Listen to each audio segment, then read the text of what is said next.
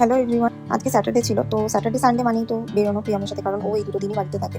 তো আজকেও সন্ধ্যেবেলা বাড়িতে থাকার কোনো প্ল্যান ছিল না, তাই জন্য একটু রেডি হয়ে নিলাম। রেডি হয়ে আমাদের বেরোনো ছিল। তো আমি পরেছিলাম আজকে এই সুন্দর কোয়াট সেটটা, আর এটা আমি কিনেছিলাম আমাদের রানাঘাটের এক্সপ্রেস বাজার থেকে। আর বেরিয়ে আমি আর প্রিয়ম যে কিছু খাবো না, এটা তো হতেই পারে না, তাই আমরা বেরিয়েই প্রথমে খেতে চলে গেছিলাম।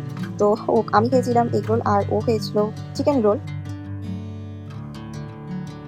এগরোলকে আমার সব লিপস্টিক চলে গেছে, ধুয়ে মুছে সাফ হয়ে গেছে। তো আমি এখানে লিপস্টিক চেক করে নিচ্ছিলাম। তারপরে আমরা এখান থেকে বেরিয়ে চলে যাই আমরা একটু শপিং করতে, কারণ আমার বাবার জন্য একটু পাঞ্জাবি কেনার ছিল। তো আমরা একটা দোকানে যাই, সেখানে অনেক পাঞ্জাবি দেখি। তো তারপরে এই লাস্টে এই দুটো সিলেক্ট করি। তার মধ্যে থেকে এই দুটোর মধ্যে থেকে বেজ কালারটাই নিই, কারণ আমার মনে হচ্ছে আমার বাবার বেজ কালারটাই বেশি পছন্দ হবে। তো এটা নিয়ে তারপরে চলে যাই আমার বাবার সাথে দোকানে দেখা করতে। দেখা টাকা করে তারপরে আবার বেরিয়ে পড়ি আমরা ফ্লেভারস অফ রানাঘাটে যাওয়ার জন্য। এখানেই আজকে আমরা সব বন্ধুরা মিলে দেখা করার কথা ছিল, আর এখানেই আজকে সবাই আমরা আড্ডা দিতাম। তো সবাই চলে এসেছে, তারপরে আমরাও ভেতরে গেলাম।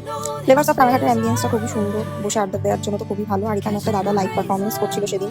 আমরা কিছুক্ষণ বসে এখানে গল্প করি, চাটা খাই। আর খুব সিম্পল একটা ইভিনিং ছিল, কিন্তু দিনটার বেস্ট পার্ট হয়ে গেল।